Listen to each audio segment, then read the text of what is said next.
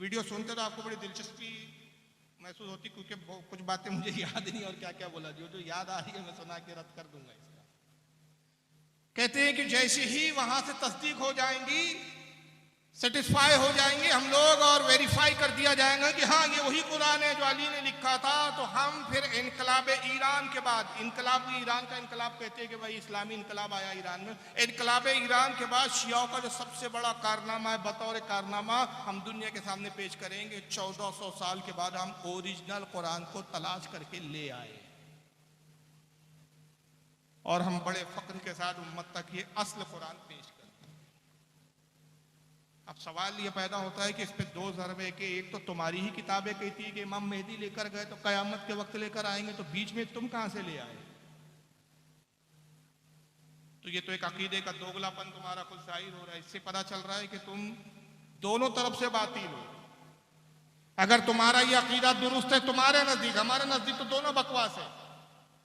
तुम्हारा नजदीकी अकीदा अगर दुरुस्त है, इसको तुम सही मानते हो, तुम्हारे मोतबर मुस्तनद उलमा ने लिखा है कि इमाम मेहदी के पास असली कुरान क़यामत के वक्त ले आएंगे, तो फिर ये बीच में लाए ये बकवास है, ये झूठ है, फरेब है, किस्म है। और अगर ये सच्चा है तो फिर इमाम मेहदी वाला जो हम कौल और जो तुम्हारा अकीदा है वो झूठा है। तो तुम्हारे यहाँ से लेकर जितने 14 साल से गढ़ते आ रहे थे कि इमाम मेहदी लाएंगे, सब झूठे करार पाए। तो जिस फिरके के बड़े बड़े अल्लामा झूठे हो, फिरका खुद कितना बड़ा झूठा हो। तो दोनों तरफ से तुम झूठे हो। हमारा तो अकीदा यह है कि कुरान दुनिया की वाहिद वो किताब है जिसका ज़ेर और ज़बर तक नहीं बदला गया, जिसका सुकून तक, जिसका कौम तक नहीं बदला गया। उसकी वजह यह है कि दुनिया में जितनी भी किताबें आई, पिछली भी आसमानी किताबें आई, अल्लाह ने ही वो किताबों को नाजिल किया, लेकिन हिफाजत का जिम्मा खुद नहीं लिया। सिर्फ कुरान अज़ीम है जिसके बारे में कहता इन्ना नहनु नज़्ज़लना ज़िक्रा व इन्ना लहू लहाफ़िज़ून। ऐ महबूब, हमने इस किताब को, इस जिक्र को नाजिल किया और इसकी हिफाजत का जिम्मा हम ही ले रहे हैं, हम ही इसकी हिफाजत करें। तो जब अल्लाह ताला ने कुरान अजीम की हिफाजत का जिम्मा लिया है तो किसकी मजाल है कि कुरान को बदल दे। हो सकता है कल आप कहें कि भाई ये दावा कुछ समझ में नहीं आ रहा है, बदलना कौन सी मुश्किल बात है। भाई हम कुरान ले आए, अब उसमें लिखा है अल्हम्दुलिल्लाहि रब्बिल आलमीन, और रब्बिल आलमीन को हम रब्बुल आलमीन कर दिए तो हमने तो बदल दिया। भाई आप कहते ज़ेर ज़बर नहीं बदल सकते, हमने बदल दिया। हम ज़ेर की जगह ज़बर लिख दें। कौन होते हो आप, कहाँ हाथ पकड़ सकते हो आप हमारा, हमने तो बदल दिया। फिर अल्लाह ने क्या किया, कुछ तो नहीं किया। माज़अल्लाह, अगर ये आपका तस्वुर है, किसी का तस्वुर हो जाए, मुसलमान का तो तस्वुर हो नहीं सकता। अगर कोई बेवकूफ़ इस तरह की हरकत करे तो उसको मालूम होना चाहिए कि हिफाजत का जिम्मा जो रब फरमा रहा है, तो ये स्याही की हिफाजत की बात नहीं हो रही है, ये जो है औराक की हिफाजत की बात नहीं हो रही है, बल्कि कुरान जो नफ्स कुरान है उसकी हिफाजत की बात हो रही है। और ये ऐसा रसूलुल्लाह का मोजेज़ा है जो क़यामत तक बाकी रहेगा। और हिफाजत ऐसे की कि तुम औराक बदल सकते हो, स्याही बदल सकते हो, हुर्फों को तब्दील कर सकते हो, लेकिन बच्चों के सीने में जो कुरान को अल्लाह ने हिफ्ज़ फरमा दिया, उस हिफ्ज़ शुदा दिल के कुरान को जो नक्श हो गया, उसको कैसे बदल सकोगे? उसको तुम नहीं बदल सकते। तो कुरान अज़ीम एक महफूज किताब है, लेकिन हमारे दरमियान में मुसलमान कहलाने वालों में ऐसे भी लोग हैं जो इस कुरान को अल्लाह का कलाम और अल्लाह की असल किताब मानने के लिए तैयार नहीं। मगर ऐसे ही लोगों से जो मेल मिलाप रखते हैं इस वक्त, सुलह कुल्लियत के अगर अलम बरदार में कहूँ उस शख्स को जिसका नाम तारिक जमील आता है, काश मैं उसकी वीडियो दिखा सकता हूँ कि एक जगह बड़े रो रो के कहते हैं एक हो जाओ, उम्मत बन जाओ, उम्मत बन जाओ। बड़ा दर्द है उसके दिल में, इतना रोता है कि शियाओं को शर्मिंदा कर दिया उस शख्स, इतना रोता है। मगर मच क्या, एक हो जाओ। बरेलियों ने देवबंदियों को कहा काफिर, देवबंदियों ने बरेली को कहा काफिर, शियाओं ने सुन्नी को कहा काफिर, सुन्नियों ने शियाओं को कहा काफिर। फिर जन्नत में कौन जाएगा? तारिक जमील बड़े दर्द के साथ एक वीडियो में कहते हैं, वीडियो मशहूर है, नेट पे बहुत छाया हुआ है, इसके लाखों व्यूअर्स है, इसको लाखों लोगों ने देखा है, इसके व्यूज लाखों में, बल्कि लाखों क्या, मेरे ख्याल से कई मिलियंस हो गए होंगे। जन्नत में कौन जाएगा? तारिक जमील साहब, आपको फिक्र करने की जरूरत नहीं कि जन्नत में कौन जाएगा। जन्नत रब तबारक व तआला ने जिसको हिबा फरमा दी, उसने हदीस में बता दिया जन्नत में कौन जाएगा। वही जाएगा जिसका अकीदा अल्लाह और रसूल सहाबा के मुताबिक होगा। और उसी अकीदे को तर्जमानी करते हुए आला हजरत ने एक शेर में कह दिया, तुझसे और जन्नत से क्या मतलब, वहां भी दूर हो, हम रसूलुल्लाह के, जन्नत रसूलुल्लाह। नारे तकबीर, नारे रिसालत, उलमाए अहले सुन्नत, मसलके आला हजरत, नारे तकबीर, नारे रिसालत। तो आपके कहने से थोड़ी होगा एक हो जाओ, एक हो जाओ। अच्छा मुझे ये बताओ, जब हुजूर ने कहा मेरी उम्मत में 73 फिरके होंगे, क्या किसी कोई ज़ईफ से ज़ईफ हदीस में भी ये दिखा सकता है कि किसी साहबी ने कहा या रसूलल्लाह जब आपकी उम्मत 73 फिरके हो जाए तो कोई ऐसी तदबीर बता दीजिए, कोई ऐसा नुस्खा कीमिया बता दीजिए कि इस बिखरी हुई उम्मत को हम एक कर दे। चैलेंज है, कोई एक रिवायत ऐसी दिखा दो, मैं गुलामी करूंगा उसकी जिंदगी भर। किसी साहबी ने नहीं कहा। अगर खुदा की कसम फिरकों को, सब जमातों को एक करने की अगर किसमें सबसे ज्यादा सलाहियत थी तो वो सहाबा की जमात हो सकती थी, मगर साहबी में से किसी ने नहीं कहा यार रसूलल्लाह कोई ऐसा नुस्खा बताइए। बल्कि उसके बरक्स क्या कहा, अल्लाह के नबी जो 72 जहन्नम में जाएंगे उनसे क्या लेना देना हमारा, जो जन्नती है उसकी पहचान बताइए। क्यों या रसूलल्लाह, आपकी जबान से जो बात निकलती है वो दहन जिसकी हर बात वही है खुदा, उसकी नाफिज हुकूमत पे लाखों सलाम। आपकी जबान वही में डूबी हुई जबान है, वही के कौसर से धुली हुई जबान है। जो निकल गया, पत्थर पे लिखी हुई तहरीर को मिटाया जा सकता है, लेकिन मुस्तफा आपकी कही हुई बात को मिटाया नहीं जा सकता। आपने कहा मेरी उम्मत में 73 होंगे, तो अब 73 होंगे, उसको कोई रोक नहीं सकता। तो हुजूर जब रोका नहीं जा सकता तो हमें उन जमातों से क्या गरज जो जहन्नमी है, हमें जन्नती जमात की पहचान बताइए, ताकि वो पहचान उम्मत तक पहुंचे तो हम जहन्नमियों को छोड़कर जन्नतियों के साथ हो जाए।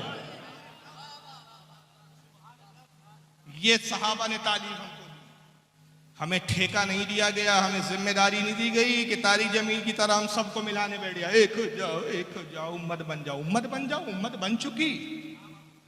तो कोई नया पैगंबर आया कि जो नई उम्मत बना रहा है? क्या उम्मत बन जाओ और कैसी उम्मत बन जाओ? यानी मैं एक मिसाल दे रहा हूं आपके समझ में आ जाए। गोबर और हलवा देखने में एक जैसे दिखते हैं, क्या मिला के खाओगे? एक होकर खा जाओ, मिलाकर खा जाओ तो कोई कहे जनाब गोबर गोबर है, हलवा हलवा है। हम गाय का दूध तो पी सकते हैं, मूत नहीं पी सकते। हम पाकीज़ा सोच रखने वाले, पाकीज़ा खाने वाले लोग। हम वो कौम है जिसके बारे में रब ने कहा हमने तायब और ताहिर चीजें तुम पर हलाल की, उसको खाओ। तो हम तैयब और ताहिर लोग हैं, नापाक लोग नहीं है। तो पता चला कि जो बुराई छोड़कर अच्छाई की तरफ आ जाते हैं वो ताहिर होते हैं, पाकीज़ा लोग होते हैं, उनकी सोच और फिक्र पाकीज़ा होती है। और जो सब गू गोबर को एक करने की बात करते, समझ में आ गया कि उनकी सोच कैसी होती है। वो कौम ताहिर कौम नहीं होती, नापाक और नजिस कौम होती है। फैसला आप करें कि आपको नजिस होना है कि ताहिर हो। और ना ही कुरान की तालीम में। तारिक जमील से मैं पूछना चाहता हूं और उसके चाहने वालों से पूछना चाहता हूं कि तारिक जमील साहब, क्या आप कुरान की एक आयत, एक सिर्फ एक, जिस दिन एक आयत दिखा दोगे खुदा की कसम तकरीर करना छोड़ दूंगा।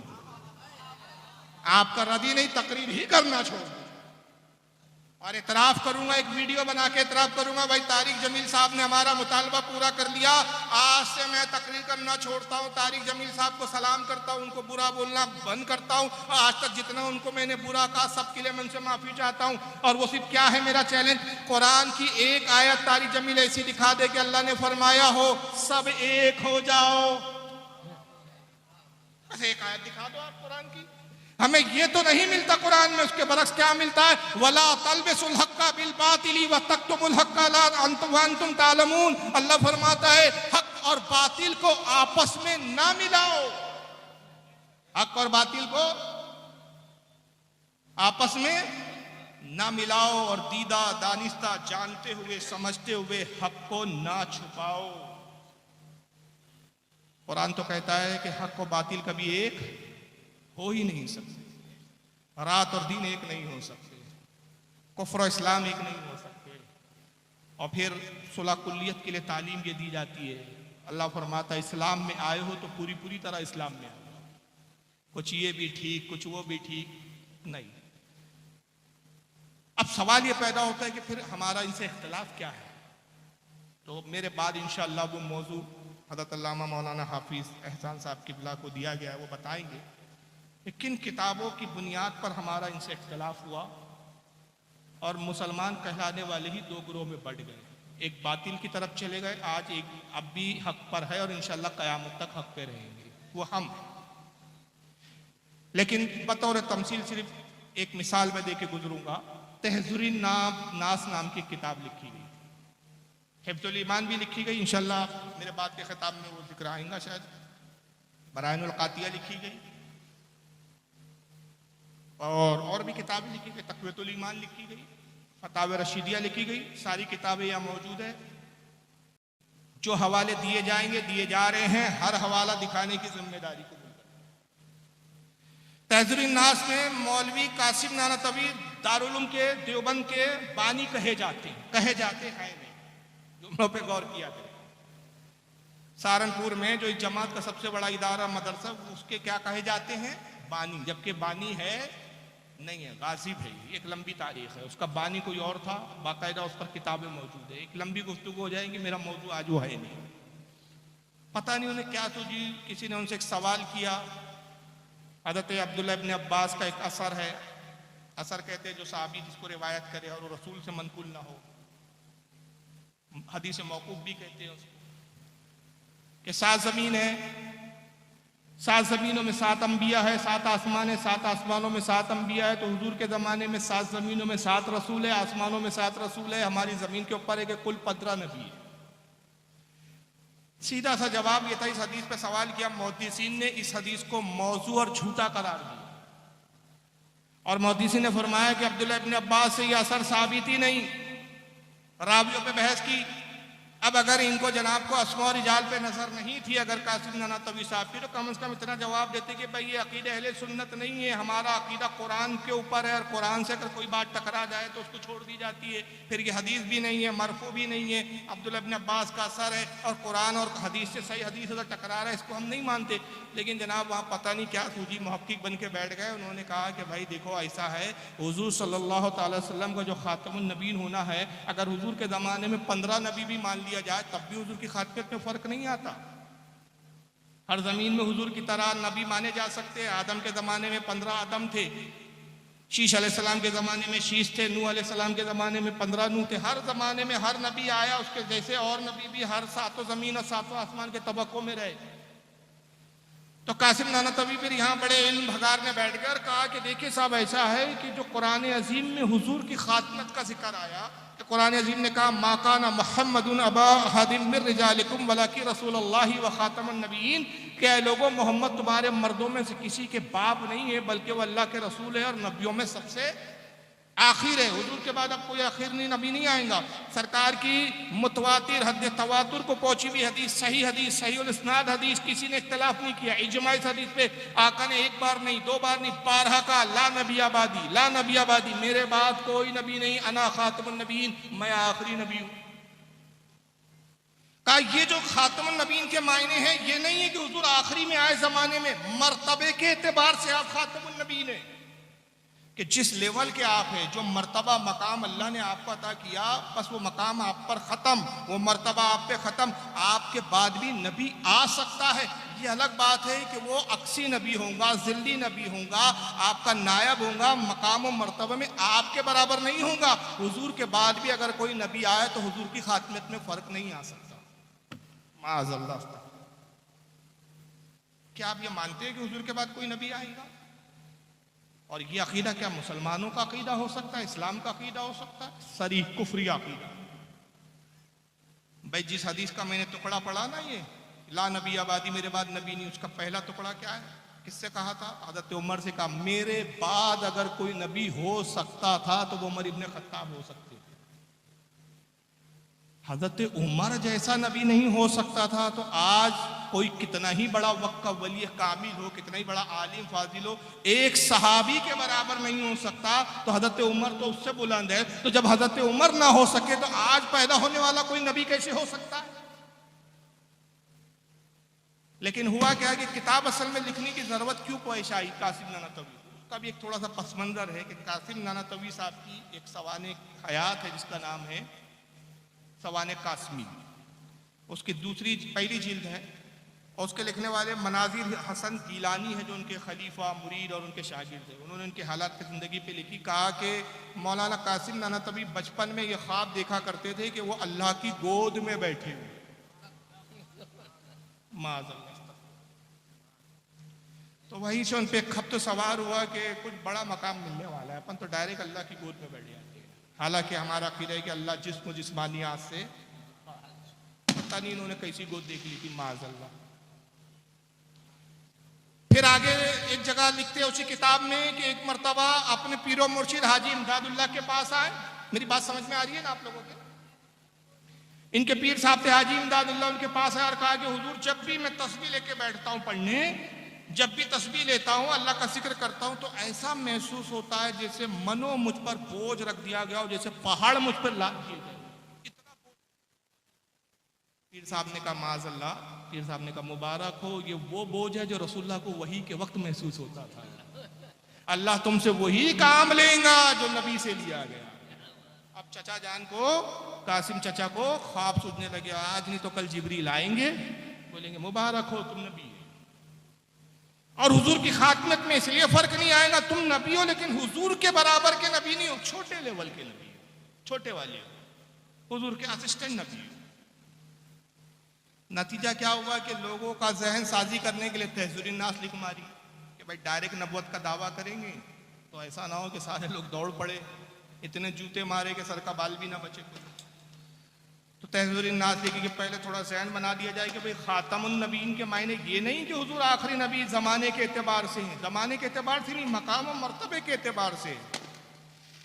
मगर हुआ ये एक बड़ा अजीब व गरीब मामला हुआ कि किताब आई और अभी वो अपनी प्लानिंग में लगे हुए थे कि बाजी कोई और मार गया। अब बाजी किसने मारी? गुरदासपुर पंजाब का इलाका है, वहां का एक शख्स था जिसका नाम था गुलाम अहमद कादियानी।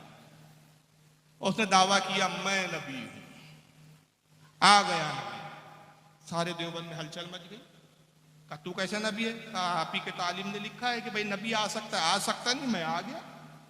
आ सकता है क्या होता है, मैं तो खुद आ गया, मानो मुझे अब नबी। मुझ पे तो वही भी आ रही है, जिब्रील भी आ रहे हैं मेरे पास। बड़े परेशानी हुई देवबंदियों में कि भाई बाजी तो कोई और मार गया। मौलवी ताहिर गयावी की मेरे पास वीडियो है, ऑडियो है, सॉरी माफ करना, वीडियो नहीं ऑडियो है, और उसी के चैनल पे डली है, वहीं से मैंने अपलोड किया, अभी भी डिलीट नहीं किया, अभी भी मौजूद है।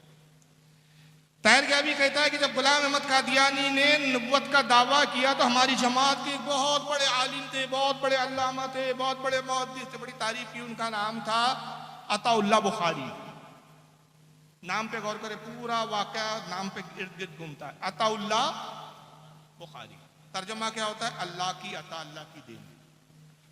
वो खड़े हुए और गुलाम अहमद कादियानी को ललकारा, मुनाजरा कर, तू कैसे नबी है? गुलाम अहमद कादियानी तैयार हो गए, चलो मुनाजरा कर लेंगे, मैं साबित करता हूं मैं नबी हूं। बहरहाल मुनाजरा हुआ। मुनाजरे में अताउल्लाह बुखारी ने कहा, ये ताहिर गयावी के बकौल, ऑडियो मेरे पास मौजूद है, मैं सुबह तक रुका हुआ हूँ, 2 बजे मेरी यहाँ से रवानगी है, आप मेरी क़यामगाह पर आए, मैं आपको ऑडियो सुना दूंगा। यहाँ चल नहीं रहा स्पीकर, इसलिए सुनाने से माजरत तलब, माजरत चाहता हूँ क्योंकि आवाज़ ही नहीं आ रही है। ताहिर गयावी कहते हैं कि अताउल्लाह बुखारी ने कहा तू नबी है, इसकी दलील दे। अस्तगफिरुल्लाह, ला हौल वला कुव्वता इल्ला बिल्लाहिल अलीयुल अज़ीम। ये है देवबंदियों के जहालत का इल्म। इन बेचारों को न किताबों पे नज़र, न फतावों पे नज़र। इमाम इब्न हजर अल मक्की अश-शाफ़ी रहमतुल्लाह अलैह फतावे हदीसिया में नकल फरमाते हैं कि हुजूर ख़ातमुन नबीन ऐसे हैं कि अब हुजूर के बाद कोई नबुवत का झूठा दावा करे और कोई उससे नबुवत की दलील मांगे, दलील मांगने वाला काफिर हो जाए। इसलिए कि ये रात है, जितना यकीन है इससे हजारों करोड़ों दर्जे हमें इस बात पर यकीन है। जिस तरह ये यकीन है कि सुबह थी, सुबह गुजर गई, अब रात आ गई। जिस तरह मैं अपनी घड़ी में देख रहा हूं कि इस वक्त रात के 1:05 हो रहे हैं, जितना इस पर यकीन है कि वक्त ये हुआ, इससे करोड़ों सैकड़ों दर्जे करोड़ों दर्जे ये यकीन है कि हुजूर आखिरी नबी है, हुजूर के बाद कोई नबी नहीं आएगा। दुनिया इधर से उधर हो सकती है लेकिन रसूल के बाद कोई नबी अब तशरीफ नहीं ला सकता। ईसा अलैहिस्सलाम भी आएंगे तो उम्मती की हैसियत से आएंगे, बहैसियत नबी नहीं तशरीफ लाएंगे। इमाम मेहदी की इक्तदा में नमाज पढ़े, नब्वत होंगी, नब्वत मनसूख नहीं होंगी। ये ना समझे कि नब्वत मनसूख हो गई। किसी नबी की नब्वत को मनसूख समझना यह भी कुफ्र है। ये सब अकायद की बातें हैं। नबी होंगे लेकिन हैसियत अपनी क्या जाहिर करेंगे, उम्मती। और यही वजह है कि इमाम मेहदी इस जमाने में क़यामत के वक्त इमाम होंगे, उनकी इक्तिदा में आप नमाज मुक्तदी की हैसियत से पढ़े। तो दलील मांगी इन्होंने, तो पहली गलती तो यही की कि भाई उससे दलील मांगने की क्या जरूरत थी, उसको 4 जूते लगाते कि तू कहां से नबी आए, उसे दलील मांग रहे। तो गुलाम अहमद कादियानी ने दलील दी, कहा मेरी दलील तो कुरान में मौजूद है।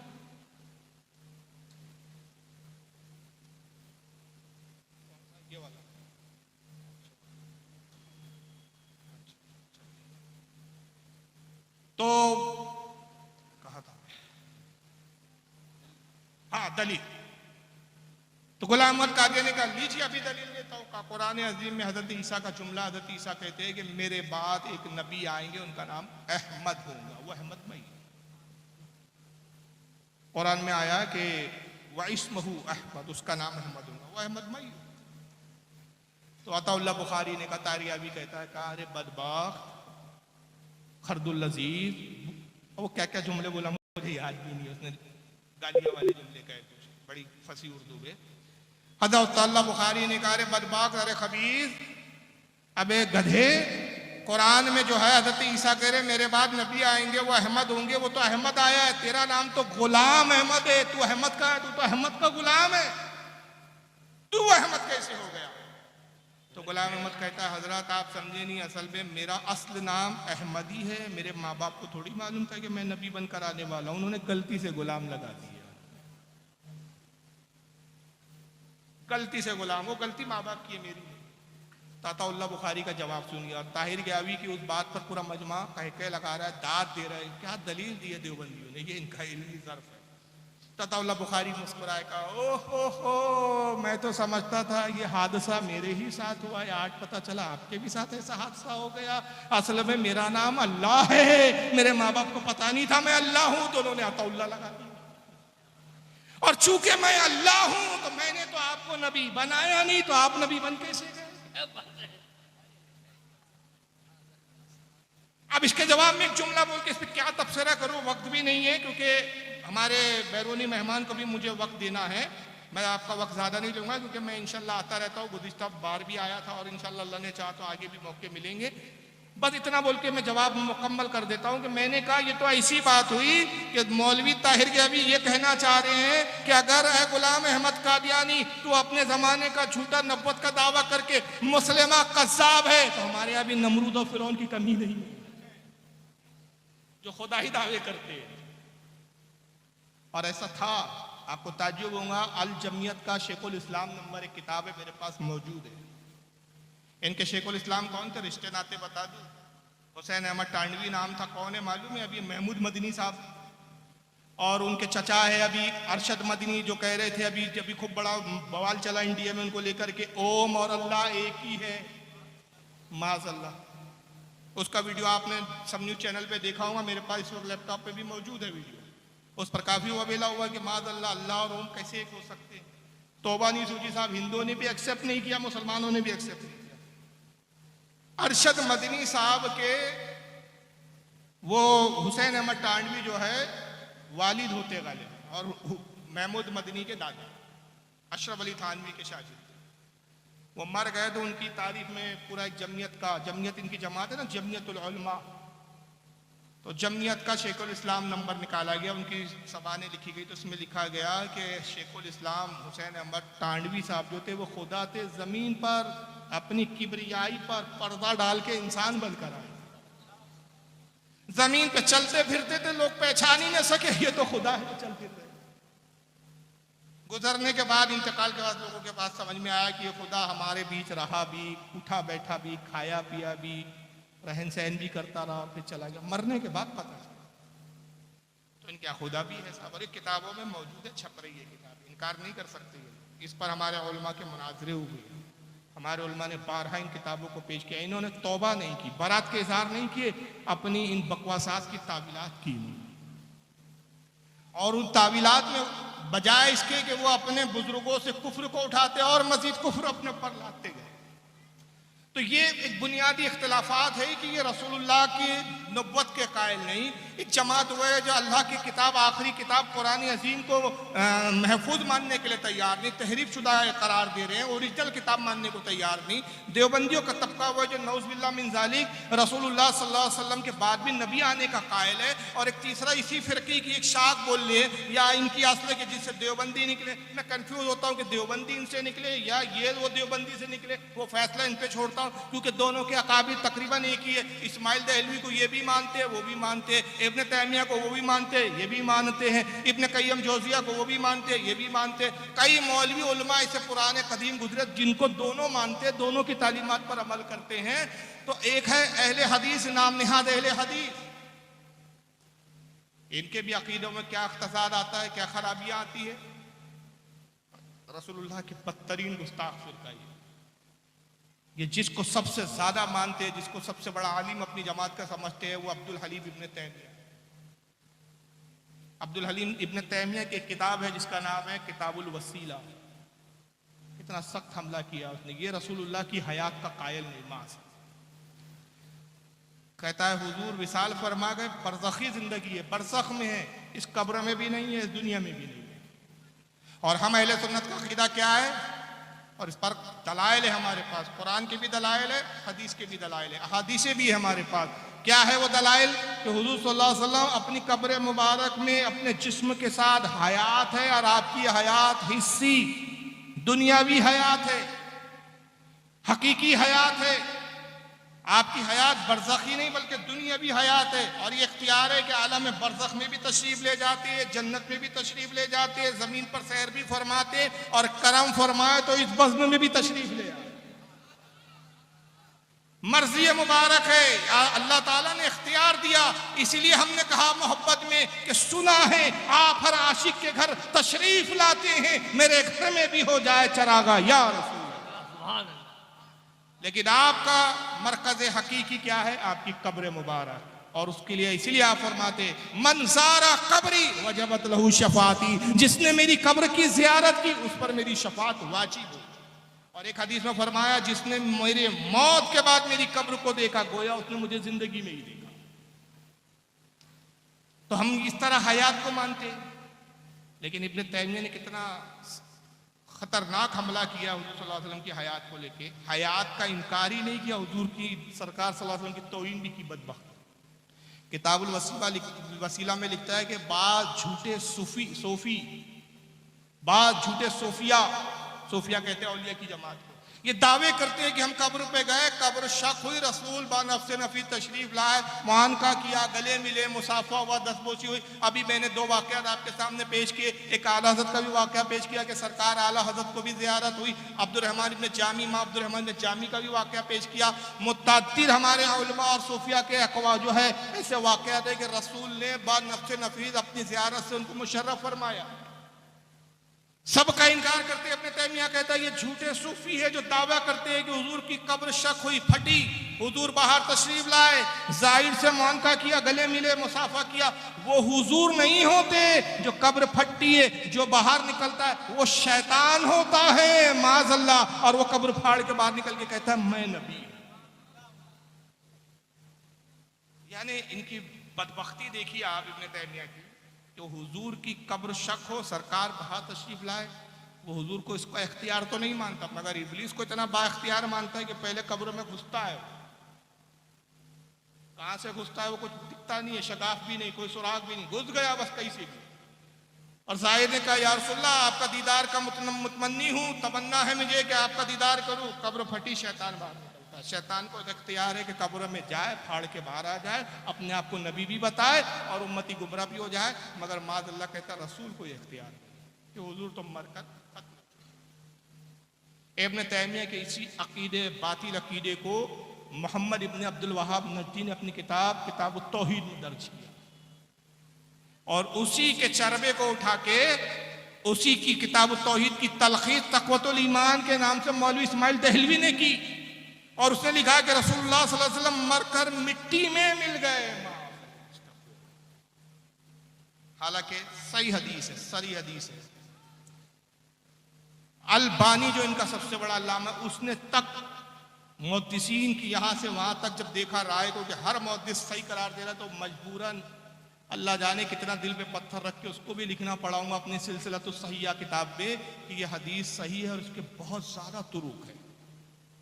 और हदीस क्या है, बड़ी मशहूर हदीस है, आपने सुना होगा। अल्लाह के रसूल फरमाते हैं इन्नल्लाह हर्रम अलल अर्दि अन तअकुला अज़्ज़ादल अंबिया अलैहिमुस्सलाम फनबियुल्लाहि हय्युन युरज़क़। आका कहते हैं अल्लाह ने, बेशक अल्लाह ने जमीन पर हराम कर दिया कि वो नबियों के जिस्मों को खाए। अल्लाह का नबी जिंदा होता है और उसको अल्लाह की तरफ से रिस्क भी दिया जाता है, रिस्क भी खाता है। और यही आला हज़रत का हमारे कमाल है कि अकीदे हदीस को, अकीदे कुरान को, अकीदे सहाबा को, अकीदे रसूल को अशारों में दो जुमलों में जमा कर देते हैं। तू जिंदा है वल्लाह, तू जिंदा है वल्लाह, मेरी चश्मे आलम से छुप जाने वाले। तो बहरहाल बहुत सारे तजादात है, बहुत सारे इख्तलाफात है, कहाँ तक मैं बयान करूँ। कहीं लिखा गया है कि रसूलुल्लाह उर्दू ज़बान हमारे मदरसे देवबंद में सीखने आए, बराहिनुल कातिया किताब लिखी गई। यहां तक लिखा गया है कि हुजूर से ज्यादा इल्म तो शैतान को है, शैतान का इल्म नस से साबित है, हुजूर का इल्म नस से कतई से साबित है। तो ये वो बुनियादें हैं जिन गुस्ताखियों की बुनियाद पर हमारे उलमा ने इनको मुसलमान नहीं समझा। आज मैंने ये बातें आपके सामने पेश की और अब मैं आपसे फैसला चाहता हूं, बस ये खत्म कर रहा हूं, मैं आपसे फैसला चाहता हूं। जो कुरान को असल ना समझे, क्या वह आपकी निगाह में मुसलमान है?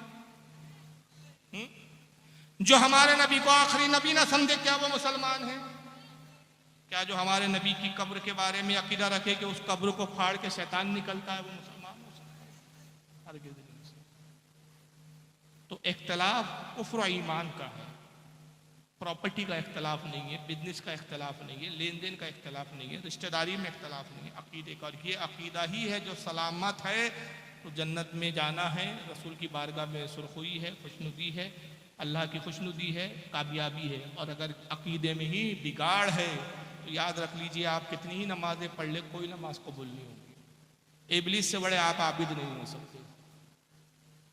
उलमा ने लिखा कि 90 लाख, बाद में 90 करोड़ तक लिखा है, 90 लाख पे तो ज़्यादा इत्तेफाक है कि 90 लाख साल उसने अल्लाह को सजदा किया, मगर मरदूद हो गया, शैतान लाइल हो गया, धुतकारा हो गया, खबीस हो गया। क्यों? नबी की ताज़ीम नहीं की। किस नबी की ताज़ीम नहीं की? जनाब आदम अलैहिस्सलाम की ताज़ीम नहीं की। तो जब आदम की ताज़ीम ना करने की बुनियाद पर 90 लाख साल की इबादत तबाह हो जाती है, तो जो रसूलुल्लाह की ताज़ीम ना करे तो ये 60 साल की इबादत क्या काम है? ये 70 साल की इबादत पे क्या नाश किया जाए? तो असल हकीकी ईमान है रसूलुल्लाह की मोहब्बत। और जब हुजूर से अगर सच्ची मोहब्बत है तो हुजूर का फिर कोई भी गुस्ताख हो, हम उससे फिर सुलूक नहीं कर सकते, मजहबी सुलूक नहीं रख सकते, दीनी मामलात हम उससे नहीं कर सकते।